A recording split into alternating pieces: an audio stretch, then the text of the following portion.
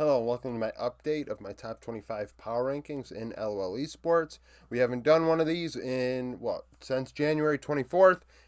They're kind of irregular now due to my work schedule, but found a chance to do it. On the board, you'll see that is already a top 25. If you go to the Discord, probably in the next couple days, I'll find out which day I think I may want to do it, depending on how the schedule goes. You participate on the Discord. You put your top 25 in the thread, and it will appear on the video. So we had 8 voters for that.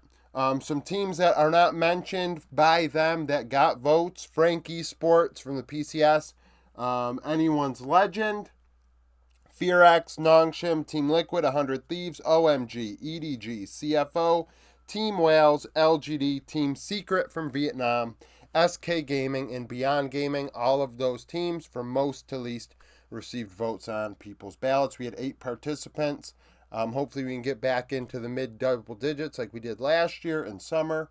2.58 LCS voters. That's determined when you join my Discord. You go under roles, and you can decide which roles you would like to be notified about when there are games and things like that. So the majority of people in this group were LCS, 2.58, then LPL, LCK, LEC, and one person, Gerb, is a fan of the LJL. So technically, we have somebody that enjoys minor region teams. So now, my top 25.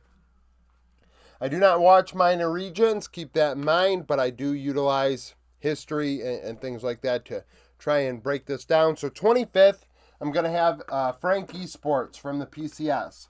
They're new to the top 25. By the way, the 4 teams that are out of my top 25: Team Heretics, SK Gaming, Nongshim Red Force, Cloud9. So 25th, Frank Esports. Frank are 6-0 right now in the PCS. They beat Hell Pigs, PSG Talent, Beyond Gaming, and West Point. Now, the thing is, despite being 6-0, Frank Esports have historically been very good at best of ones the last couple of years. Even looking at my minor region power rankings that I used to do back when I had more time, Frank Esports were always near the top, if not the top team. And when it got to best of 3s, best of 5s, they would implode. And that's what this is partially about. You know, this is how would they fare in a best of 5 if they played today, not 8 months from now necessarily. If I do talk about a team in a certain light, I will say, oh, I'm thinking about them in the future. But more often than not, it is who would win right now. 24th, Team Wales from Vietnam. This team we saw at Worlds. And it is the same team. The team that had Sparta, BJ, Glory, Artemis, and BA. They beat Rainbow Warriors. I think they're Rainbow Warriors, not Rogue Warriors. Team Secret, Team Wales. Oh, I have Team Wales on here. Team Flash is probably who they beat. And Cerberus Esports. So, Team Wales up there. I know that J Beast in the Discord today posted, and he watches a lot of the VCS. He's, I believe, participated in their streams and things like that. That he's of the belief that not only Team Wales and GAM Esports, but also Team Secret are would be competitive with the 2 seats from the LCS and LEC. I can't comment here or there because I don't watch the Vietnamese teams, so just keep that in mind. 23rd, CFO, CTBC Flying Oyster from the PCS. This team has Karsa, it has Gory, it has Shun and Sword Art, Rest and top lane. This is a solid team. Beat West Point, Hell Pigs, and J Team. So I expect that team. I mean, if Frank Esports end up falling off like they have the last couple of years, I expect CFO to go with PSG once more to Worlds and be very competitive for a chance at the MSI slot with players of that nature. PSG 22nd, moving up 2 spots. In the end, I just think on paper they're still the best team. Betty, Maple, Junjia, especially Ozzy in top lane, and Woody at support. They beat J-Team, West Point, Beyond Gaming, but lost to Frank Esports. So that is a thing. 21st, Anyone's Legend dropping 5 spots.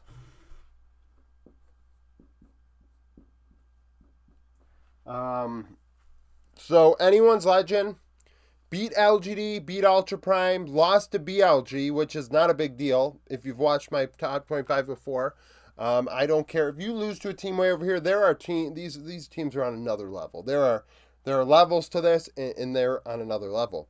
But losing to Team We was not a good look, right? So that's a team that I consider around their level, and for that they're going to be below Team We, who I have 20th. Back in the top 25, I believe they were here when I did my first one of the year. So Anyone's Legend has Shanks, Hope, Cal, Croco, and Harry. Team We, Wayward, who looked very good, returning to the form we saw a couple of years ago. Hang in the jungle, a younger second-year jungler. We have Fofo in mid, who still has one of the best Azirs in the world. Definitely the most underrated Azir. And then Prince and Iwandi in bot lane. A bot lane that's getting along quite well to start. And they, like I said, beat Anyone's Legend, beat FPX, LGD, lost to NIP. NIP is definitely a team that I have above them in my mind. So to see that is not, a shock to me. 19th, moving up one spot, GAM Esports from Vietnam. So we've seen this team historically be very competitive. Some people may say, oh, well, they didn't do well at Worlds this past year and this or that. It's like, yeah, they have a different mid and a different AD carry and I think a different support. And you could say, well, then that would mean it's a very different team. Maybe it won't do as well, and I think that's fair. But Kiea and Levi in topside are still super strong. And at the same time, I think Katie and Style were their two weakest points when they went to Worlds last year. So for those two to be replaced, I mean, I don't think it can get much worse because I don't think either one were world class. Katie's champion pool is, but in the end, his what's the word? I've said it before. Shoot, what's the word? It's the champions that you can have a champion pool, you can pull things out, but it's not foundational. It's these champions. It's not core either, but regardless, we're going to go core. It should make sense. His core champions that he can throw out there, not strong enough at Worlds, right? He can play a lot of different things with Vietnam, but when he gets to Worlds, it kind of falls off. 18th, Fnatic dropping one spot.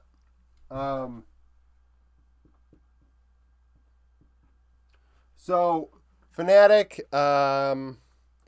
beat Team Heretics, then lost to Mad Lions Koi G2. Would then beat Mad Lions Koi in a best of 3, so that's why Mad aren't on here. And then G2 would beat Fnatic in 3 games. So I think Fnatic are very competitive. I think long term they're still maybe the second best team in Europe, but right now they are the third best. Above them, not moving at all, BDS.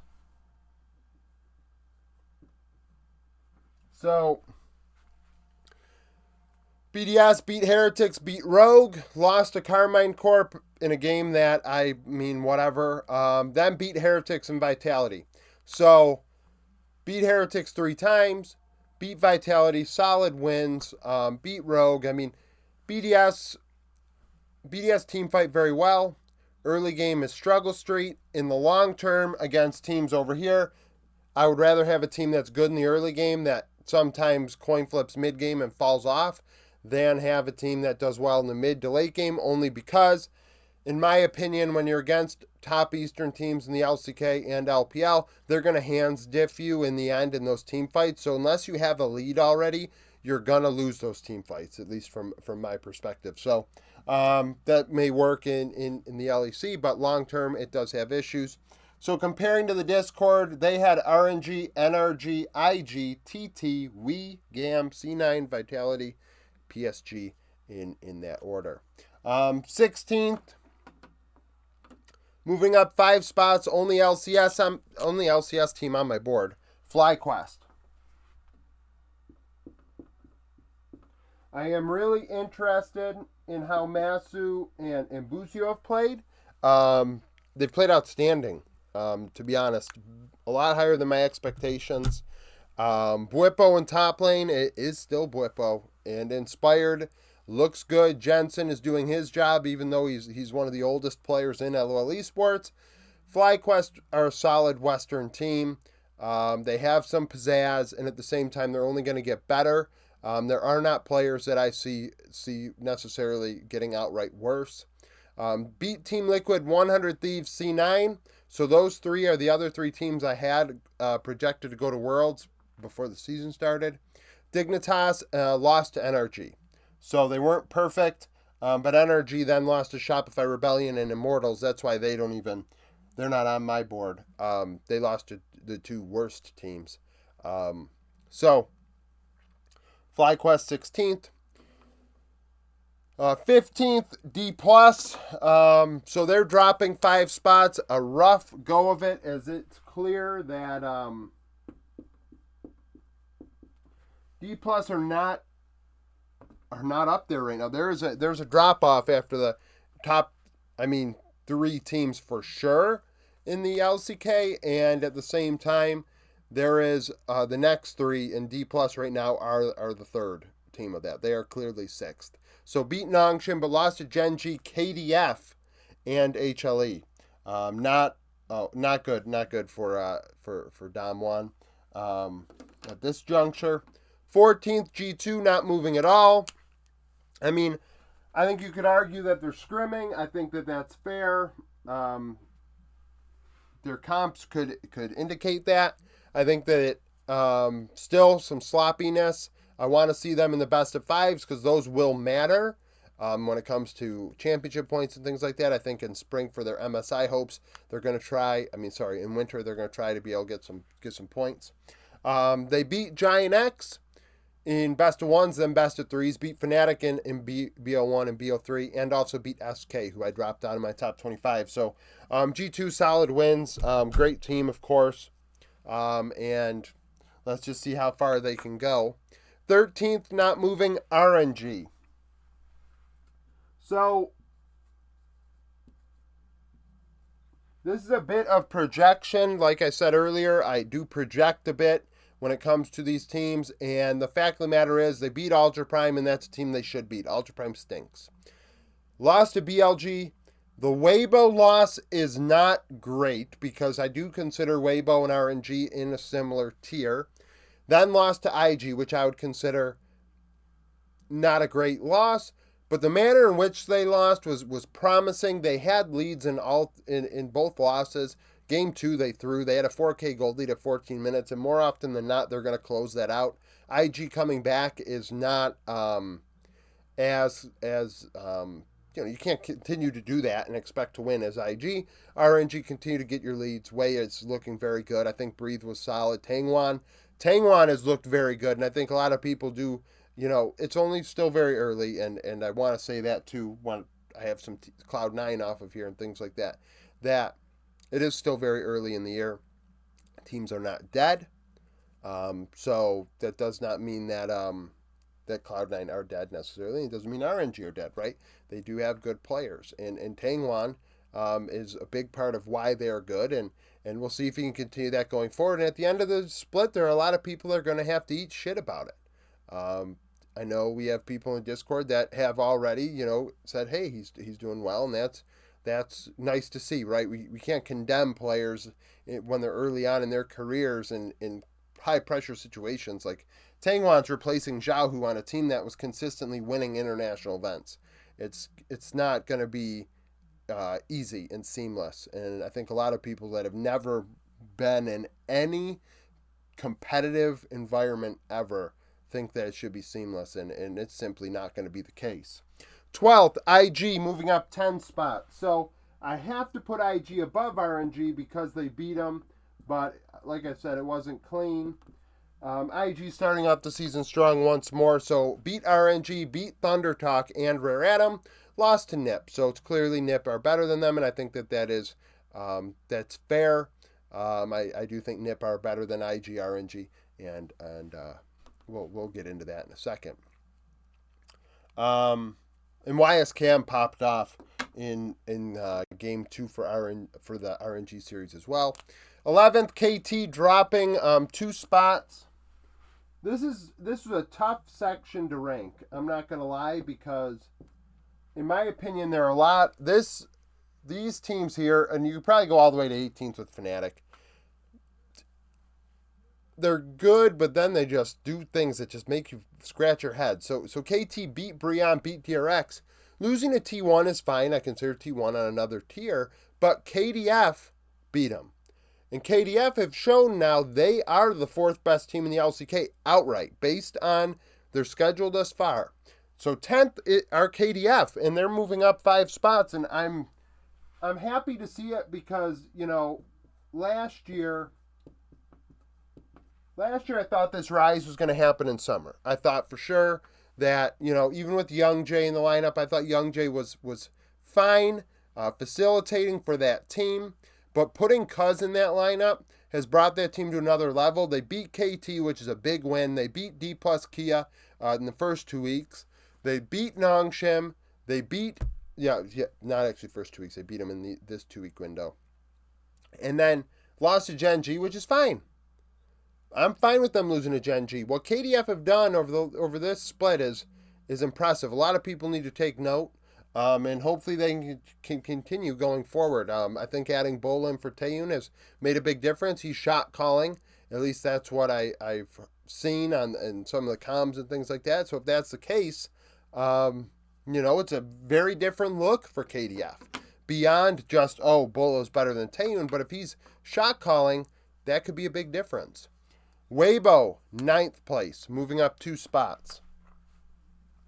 So,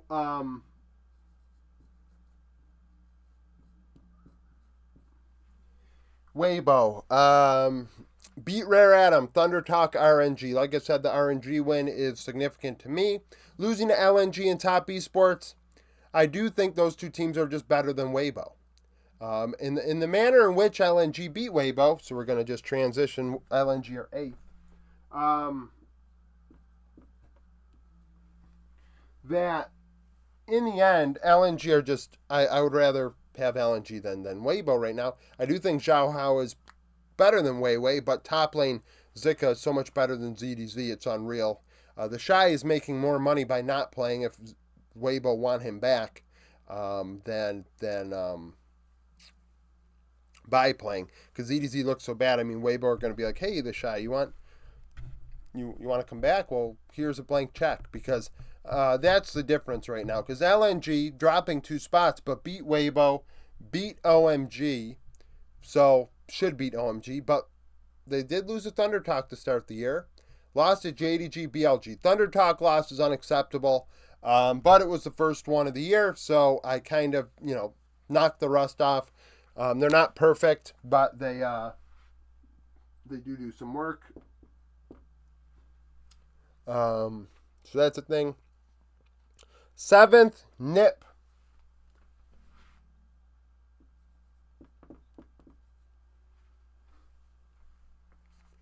+1, so they moved up 1 spot. Beat IG, Team We, OMG. So IG and We are no slouch, but I do think Nip are better. Rookie has played outstanding. And lost to JDG, who I think are just outright better than them. So, that is what it is. That is what it is. Shanji, I'd like to see more out of. I won't lie. He's probably the player that I'm saying, you need to pick up your weight here. 6th, HLE, dropping 3 spots.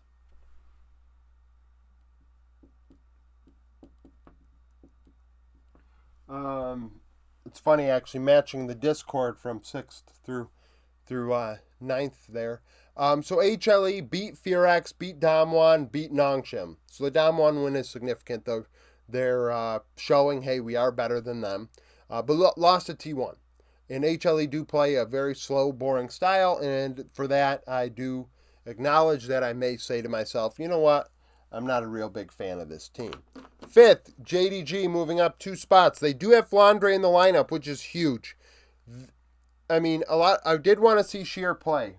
Don't get me wrong. I do think that kid may have talent, for sure. But right now, they're going with Flandre, and that makes JDG a threat to win the split, to go to MSI. They are a world's contending team with Flandre in the lineup. Flandre is more than capable. Yagao has looked okay, and that bot lane can take you all the way, as well as Kanavi. So JDG beat Rare Atom, which is a win they should get, beat Nip, which is significant, and beat LNG, who is a significant win, in my opinion. So JDG just as good as they were before. Let me rephrase. By before, I mean 2022. We're not 2023. That team isn't being matched by this one. Fourth, Top Esports moving up one spot.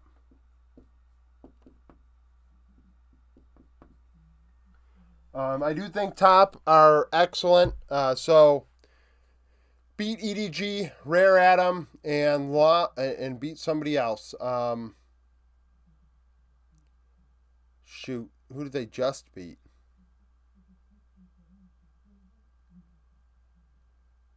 Weibo. Soundly 2-0. Jackie Love Mako dominant as hell. Jackie Love Mako are already getting 2v2 kills. And if that is the case, that team is so scary. 369 can play Rumble. Who would have thought? I said it in my round, my daily dose. Not a lot of people watch that, but to recap that for you, when a guy plays champion and first times it on the world stage and sucks, that doesn't mean he can't play a champion. That just means he played it for the first time. And he then went and played it against Weibo and brought the team back 1v9, and it was like his third game of Rumble on stage. So you can just see how a player can get better if they play the champion more, or hell, just play not Zeus and T1 on it. So Top Esports, excellent team. World's contending team. Third, T1 up one spot. So they went 4-0. They still only have lost to Gen.g. So what are you going to do? You only lost to Gen.g. Beat KT, HLE, DRX, Brian. KT, HLE, significant wins. Second, Gen.g. Beat Bro, DK, KDF, and DRX. So KDF win. I mean, I expected that, so I guess I won't say it's significant. Beat DK soundly. Gen.g on another level. Canyon Chovy. I mean, what a nasty mid-jungle duo that is. A lot of people say Shun Knight.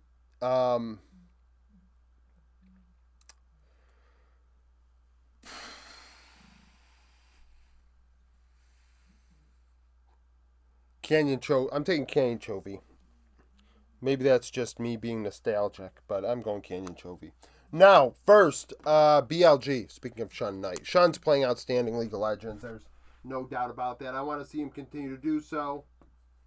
Continues to do so, and he's going to raise himself beyond that level that I have him in fourth or third in my top 5, alongside Peanut, or I think I do have him alongside Peanut, and say, okay, you're now in the Canyon Kanavi tier, and maybe one thing that's going to hold him back is the champion pool. Like, he does have Nidalee and Kindred, but then again, he doesn't have, like, Canyon's champion pool or Kanavi's champion pool, which is, I guess, a nitpicky thing. But in the end, Shun's playing outstanding League of Legends. RNG, Anyone's Legend, EDG, LNG were their wins. So, yeah, that's it for my top 25 power rankings. Thank you for watching. If you liked the video, like it, subscribe to the channel for daily League of Legends content. Follow me on Twitter, join the Discord, become a YouTube supporter, and hope to see you again tomorrow.